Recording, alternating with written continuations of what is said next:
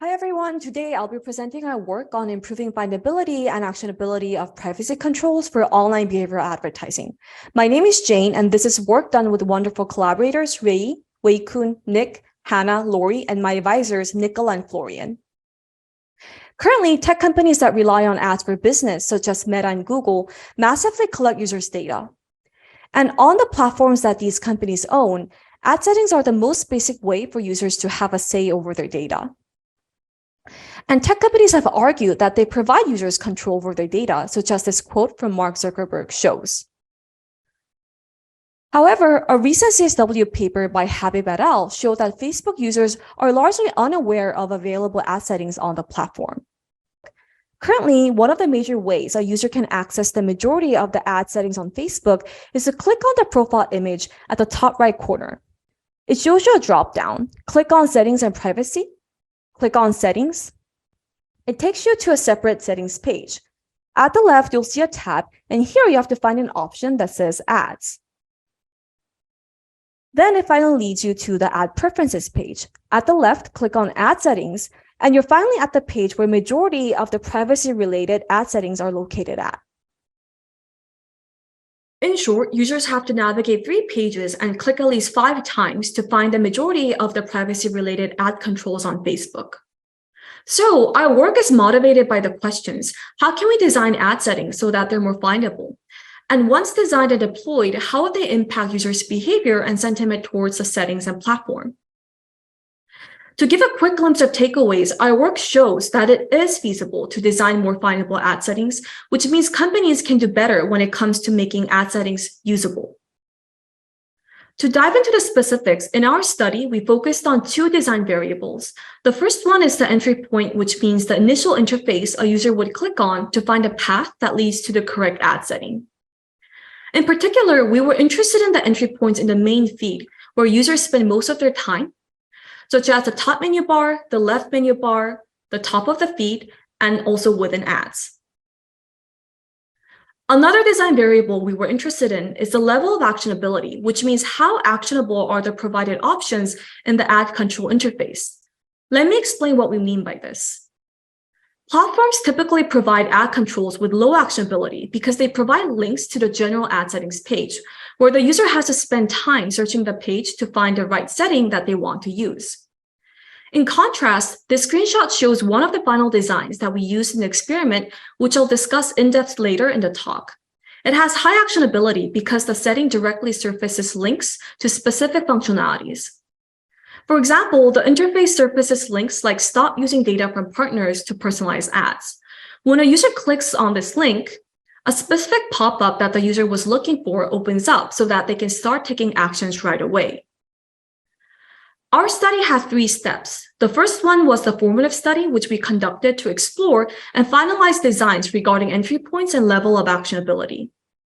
We conducted interviews with 20 participants to explore and select designs shown via mockups and interactive prototypes, as the screenshots here show. Based on the formative study, we finalized our design decisions for the location of entry points. We decided to focus on within ads and top of the feed, mainly because these 2 were the most findable among the explored designs. Through the formative study, we were also interested in finding out whether users were open to high actionability interfaces, because companies typically provide ad settings with low actionability, and users could have become very used to it. Our participants in the formative study preferred or were open to high actionability interfaces, which suggested that these designs were worth testing in our main study. After finalizing the designs, we built a Chrome extension to augment the designs on Facebook. Then we conducted an experiment on Facebook with 110 participants who installed out the extension to experience one of our conditions so that we can measure the design's impact on users' behavior and sentiment in a realistic setting. Our experiment had 5 conditions, including the control condition, which is Facebook's original interface without any changes. We considered the control condition to have low actionability as the feed surfaces links to general ad settings page. The second condition is the ad menu with low actionability. The location of the entry point is within ads, and we made the ad button more noticeable based on user studies. In the drop-down menu, we kept Facebook's original options under the section for this ad. It has low actionability as we surface new links to Facebook's ad settings page and account settings page under the section for all ads. The next condition is the ad menu with high actionability. Compared to the prior condition, this interface surfaced links to specific ad setting functionalities that we consider the most important based on prior research. The fourth condition is the feed dashboard with low actionability. The location of the entry point is at the top of the feed, and the interface is in the form of a dashboard. Just like the ad menu, we tested the feed dashboard with both low and high actionability conditions.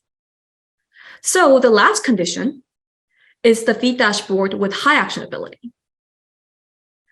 During the experiment, we asked participants to complete 3 tasks which involved finding an ad setting after reading scenario-based prompts. For example, in one task, we asked the participant to review advertisers that targeted ads using lists of personal information, such as phone numbers. The correct answer was to find a setting called audience-based advertising. The other 2 tasks included finding the ad topics page and either the data about your activity from partners or the off-Facebook activity setting. During the experiment, we collected 2 kinds of data. The first is log data of clicks and page history collected using the extension.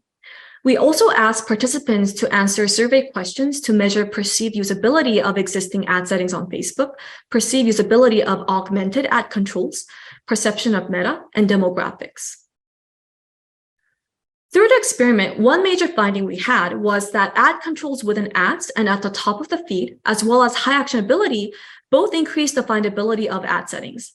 At most, one design increased the findability rate by 41% for the task of finding audience-based advertising. In this graph, the blue colors show the ratio of participants who were able to find audience-based advertising versus the red shows the ratio of participants who were not able to find it, regardless of whether they have previously seen the setting or not. So in the control condition, we can see that about 23% were able to find the audience-based advertising setting. But in the condition of feed dashboard with high actionability, the findability rate was 64%. Another finding that was interesting was that ad controls within ads and at the top of the feed, as well as high actionability, both positively impacted users' perception of existing Facebook ad settings. Here, the orange shows the control condition, and the other colors stand for the treatment conditions. And you can see that participants in the control condition perceive the ad control interface to be more complex. I want to emphasize that all participants eventually ended up at the same settings offered by Facebook, and our conditions changed how they got there. This demonstrates how findability and actionability have a substantial impact on how complex settings are perceived. Also, I want to emphasize this was one of the many questions we asked to measure perceived usability, and the findings were consistent across questions. In contrast, our tests could not find that our design significantly impacted users' perception of Facebook. Another interesting finding was that participants perceived ad controls with high actionability and low actionability as usable, with high ratings for both. These 2 were the conditions with low actionability, and these 2 were the conditions with high actionability, and our tests could not find any significant difference between ratings for high actionability and low actionability. However, participants did significantly prefer the ad menu more than the feed dashboard, although the usability ratings were overall high for both. Our study has 3 major takeaways.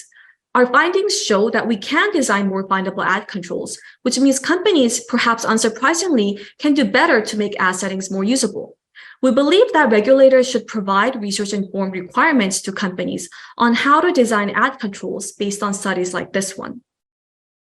Next, the ad menu increased findability of ad settings, and users also preferred it more than the feed dashboard, which makes it a promising design companies can potentially adopt.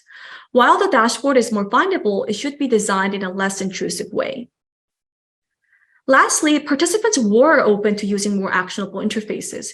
We caution against designs that hide important functionalities under the guise of being minimalist. Thank you for listening.